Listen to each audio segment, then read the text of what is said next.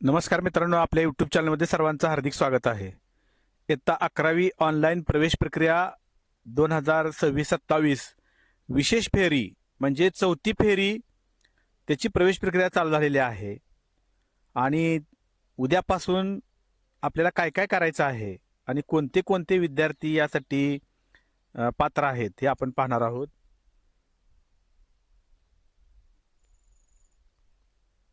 तर याच्यामध्ये FYGC 2026 विशेष फेरी 1 आणि ही फेरी त्या फेरीचे वेळापत्रक इथे जाहीर झालेलं आहे आणि त्यातल्या ज्या तारखा आहेत, ज्या महत्त्वाच्या तारखा आहेत त्या आपण इथं पाहणार आहोत. त्यातनं मी जे पॉईंट्स काढलेले आहेत ते दोन महत्त्वाचे पॉईंट्स आपण इथं लक्षात घेणं आवश्यक आहे. त्यामध्ये पहिला पॉईंट असा आहे की दिनांक 29/6/2026 म्हणजे सोमवारी ते 1/7/2026 म्हणजे 1 जुलैपर्यंत 29 तारखेला 3 वाजल्यापासून ते 1 तारखेला सायंकाळी 6 वाजेपर्यंत नवीन अर्जाची नोंदणी म्हणजे ज्यांनी आत्तापर्यंत इयत्ता 11वी ऑनलाईन पोर्टलवरती रजिस्ट्रेशन केलेलं नाही असे विद्यार्थी अर्ज करू शकणार आहेत. ज्यांनी अर्जाचा भाग 1 भरला होता आणि अर्जाचा भाग 2 तोही भरला होता परंतु आपला नंबर लागला नाही असे सगळे विद्यार्थी अर्जाचा भाग 1 एडिट करायचा असेल तर एडिट करू शकतात, अर्जाचा भाग 2 भरू शकतात, पसंतीक्रम देऊ शकतात.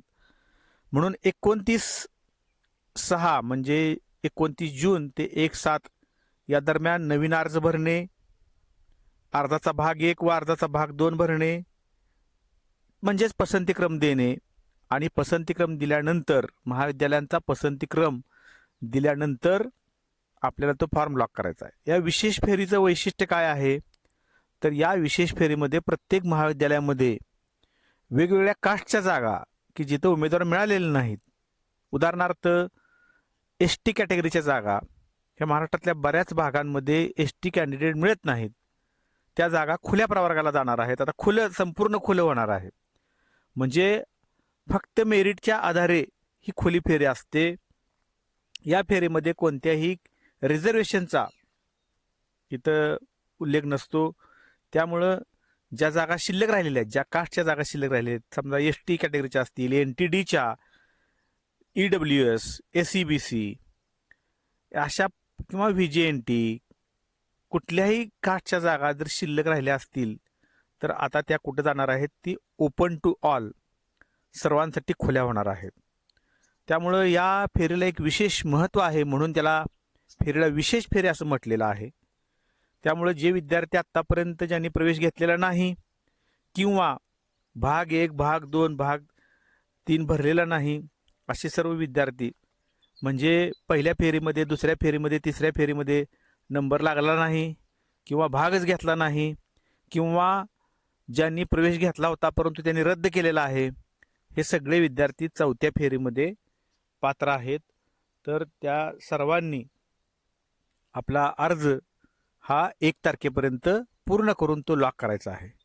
त्यानंतर 3/7/2026 म्हणजे 3 जुलैला दुपारी 3 वाजता यादी जाहीर होणार आहे.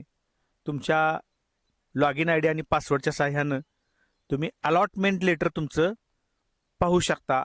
तुम्हाला कोणतं महाविद्यालय मिळालेलं आहे, तुम्ही कोणत्या महाविद्यालयासाठी अप्लाय, तुमचे जे प्रेफरन्स दिले होते त्यातलं कोणत्या प्रेफरन्सचं महाविद्यालय तुम्हाला मिळालेलं आहे. परंतु संधी भरपूर आहेत या चौथ्या राऊंडमध्ये. बरेचसे विद्यार्थी ज्यांना अनुदानितसाठी प्रवेश पाहिजे होता असे विद्यार्थी थांबलेले आहेत अनुदानित शाखांमध्ये प्रवेश घेण्यासाठी किंवा पसंतीच्या महाविद्यालयामध्ये प्रवेश घेण्यासाठी.